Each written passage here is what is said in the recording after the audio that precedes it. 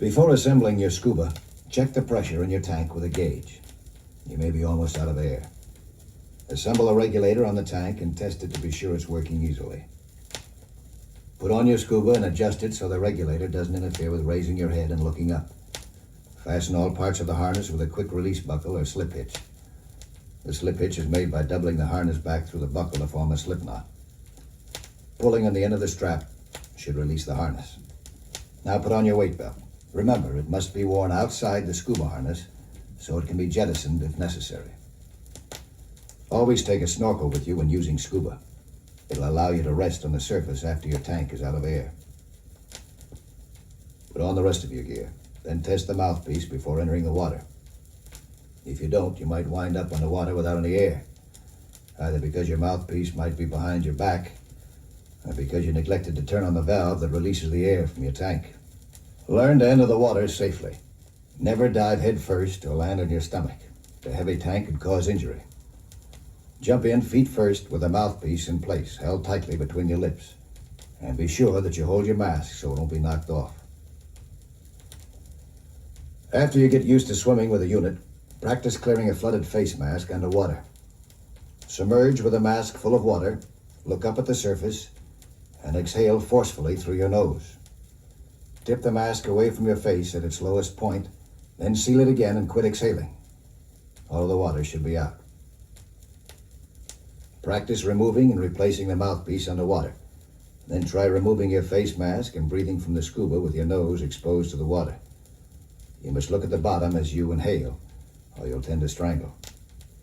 When you think you're pretty good, have a buddy unexpectedly remove your mask and the mouthpiece while you're under. You must be able to put them back on without surfacing. Remove your scuba underwater and practice swimming and breathing from it while carrying it in your arms. Work out a simple set of signals with your buddy so you can tell each other if you run out of air, if you're in trouble, or if you must surface. The standard signal for attracting attention is banging on your tank. Use a rock or your knife. The signal for running out of air is drawing your finger across your throat as if you were cutting it. The signal for surfacing is simply pointing upward after you have his attention.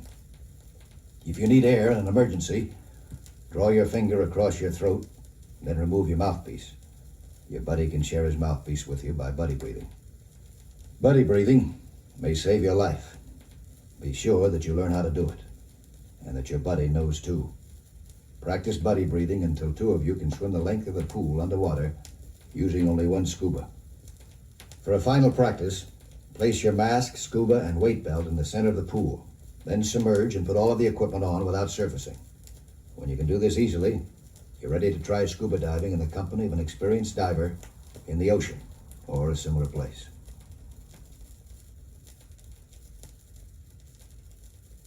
Practically all diving areas have the common hazard of boat traffic. If boat traffic is especially heavy, look for another area. The diver's flag is not a license to interfere with boating patterns, and it's not sufficient protection to ensure safe diving. If it's absolutely necessary to dive in a boating area, select a safe spot to surface and keep close track of your diving time to make sure that you can return to it. Safe entrance and exit in a boating area can be made from beneath a pier or dock, near a seawall, or in shallow water. If working from a boat, tie a guide line to your own anchor so you can return to it and surface beneath the boat.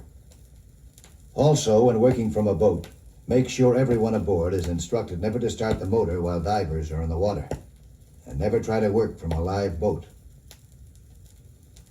Boat propellers are a lethal weapon to surfacing skin divers.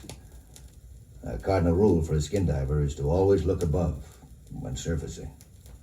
Other characteristics common to both fresh and saltwater diving are currents, visibility, and beauty. Currents should be checked before entering the water. This can be done by tossing a floating object overboard or out from shore. The speed of the current can be judged by the speed of the floating object. If the current is too swift to swim against, diving will be dangerous unless precautions are taken. If working from a boat, leave one man aboard to pick up surfacing divers. If working from shore, select a point of exit down current from the point of entry, or stay out of the water. Diving in a strong current is tricky and tiring, and should only be attempted after you have a lot of experience. The best visibility And the most beauty in any diving grounds is found over a rocky or coral bottom. A sand or mud bottom is usually barren of marine life and relatively uninteresting to a skin diver. Select a spot over a shallow reef or a rocky bottom near shore. A common hazard which is often overlooked is the wind. A strong wind can drive an unanchored float faster than a diver can swim. Divers have been drowned from using all of their energy in trying to catch an escaped float, driven by the wind. Diving in the ocean has all of the above hazards, plus the danger from heavy surf and surge. Never underestimate the power of a giant surf. It has enough force to wreck an ocean liner, and a skin diver caught in it is as helpless as if caught in a giant washing machine. When the surf is humping big, stay on shore. Moderate surf can be negotiated from shore if you know what you're doing. Select a protected spot behind a point or in a cove, and if possible, enter off a sandy beach. If no sandy beach is available, select a spot with relatively deep water close to shore. You need deep water so you can swim over submerged reefs. It's the shallow reefs that give you trouble because the surge and boil of breakers bang you over the sharp rocks. Select your point of entry as you approach the beach. Watch the way the waves are breaking. Look for the boil of hidden submerged rocks and watch for riptides. A rip will knock the breakers down as it flows out to sea, and it usually contains a section of dirty water in the current. Stay clear of a rip, especially coming into shore. Before going out, tie all loose equipment securely to your float or put it in your sack. Spear points must be covered and aimed away from shore so a breaker won't drive them back into you or your buddy. Use your snorkel to swim out to the diving grounds. Walk backwards through the surf as far as you can. There's less pressure on your fins that way, and then others have to trip you up. If a breaker hits, hold your mask with one hand and your float with the other until it passes. Keep your eye on the breakers. When you see a lull, lie on your float and kick out past them. When returning to shore after a dive, stay on your float and ride the breakers into shore. Keep your body as shallow as you can so the breakers will drive you over the rocks, not into them. No matter where you're diving or what you're trying to accomplish, learn to move slowly and take it easy. The mark of the novice is always a diver in a hurry. Underwater, everything is in slow motion. Trying to move fast simply burns up more air and energy without accomplishing anything. Drift slowly toward the bottom, looking things over as you descend. On the bottom, learn to pull yourself from place to place with your hands to avoid the exertion of swimming. You can cover a lot more ground, move faster, and create less disturbance, as well as conserving air. And what's more, you'll see more underwater life. Most bottom life is so well camouflaged or hidden that it can only be seen at extremely close range or after it moves. Experts consistently find plenty of game in areas which novices consider barren. The trick is moving slowly and inspecting every hidden crevice, crack, and hole. Remember, when you're underwater, hours pass like minutes, so don't forget to keep track of your time and direction. It's a good practice to start back toward your float or boat when your air is half gone. Then, when you run out of air, you'll be saved a long surface swim. Never kick off from the bottom toward the surface without looking up. You may have drifted under a ledge and could knock yourself out. As I said before, look up when ascending. A boat, kelp, or other obstruction may block your way. Never use all of your air while still on the bottom. When you go on reserve, head for the surface. An accident or getting tangled in the lines could be disastrous if your tank is completely empty. While on the bottom, always keep your eyes in the direction of travel. If caught in a surge or current and swept over the bottom, don't fight it. Either hold to the bottom until it passes or drift with it. Fighting a current only causes exhaustion, uses up more air, and achieves nothing. In the ocean, if you receive a cut or wound and are bleeding, leave the water. Blood attracts sharks. Never stay out after you're cold or tired. You may need your strength coming in. Probably the greatest single underwater attraction for skin divers is hunting fish and shellfish, either with a camera or a spear gun. In either case, it's necessary to learn the habits of the game you're hunting. Skin divers hunt fish ranging from a pound or two all the way to giants weighing 600 or 700 pounds.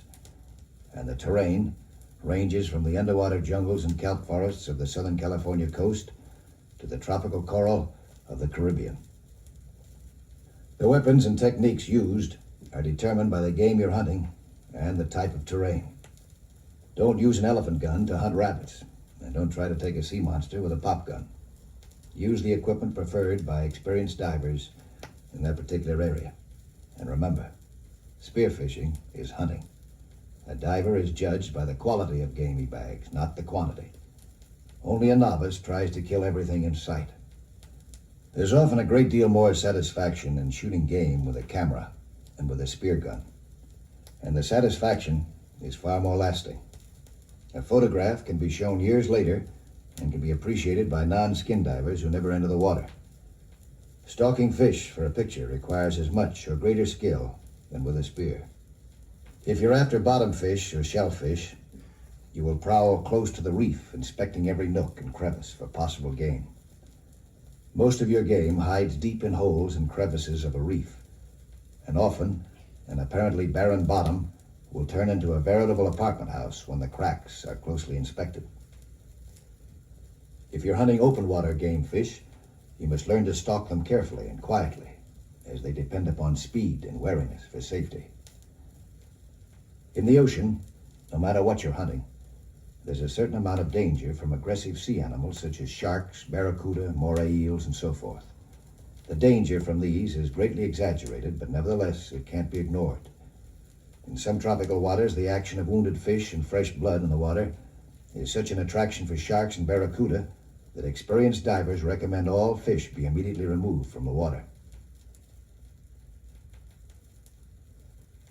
The chances of being attacked by a shark can be estimated from the fact that with hundreds of thousands of skin divers prowling in the waters of the world almost every day, the number of shark attacks in the last 10 years can be counted on the fingers of both hands.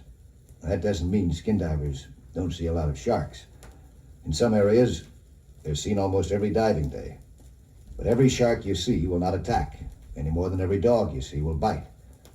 The trouble is, a diver doesn't know which shark he's watching. And not all sharks are dangerous. Many species have never been known to attack. But unless you're positive of your identification, treat all sharks as enemies. If you see a shark, get out of the water as soon as possible. But don't try to hurry and don't turn your back on it. Keep the shark in sight and move slowly toward shore or your boat. Yelling or diving at a shark will sometimes scare it away, but don't depend upon any system. None of them are sure. The great barracuda of tropical waters have a vicious reputation which is exaggerated even more than that of the shark. Attacks by barracuda are so rare that they are considered unusual in the extreme. Divers swim with barracuda almost every day, but when one is near, beware of fast motions, blood in the water, or wounded fish. The barracuda might accidentally hit you while trying for an easy meal. Another supposedly vicious denizen is the moray eel. These snake-like creatures hide in holes in the reef and are often encountered by bottom-hunting divers. They seldom bother you unless frightened or hurt. But when hurt, a moray is as vicious as any creature in the sea. Treat them with respect, but you don't have to leave the water when you see one. The giant octopus of North Pacific waters is a sissy. Divers catch them barehanded for the sport. But don't try it unless you know what you're doing. Killer whales are potentially as great a danger to divers as giant sharks, but there are no records of their attacking a diver. However, these mammals eat seals and porpoises, which are warm-blooded, just as are humans, so it's wise to leave the water if a killer whale is around. Seals, sea lions, and porpoises are curious and friendly and not considered dangerous to skin divers. But any animal of their size can turn renegade, so treat them with respect. Actually, more divers are injured by spiny sea urchins, stinging coral, and jellyfish than any of the notorious sea denizens. Wounds from these small creatures are painful and sometimes cause infection. Watch where you place your hands when bottom scrounging. Grabbing a sea urchin or sharp coral spines is not a pleasant experience.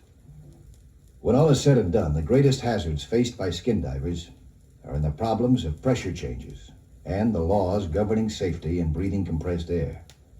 As I said in the section on diving science, there's a great deal to learn in this respect which cannot be included in this record. Remember also that telling someone how to dive is like telling someone how to drive a car. Before it can be safely practiced, you should have instruction from a competent diver. This instruction is available from any of the diving clubs or skin diving shops throughout the country. To locate an instructor or diving club close to your home, write to the Underwater Society of America, Post Office Box 724, Station A, Champaign, Illinois. So long now, good luck, and good diving.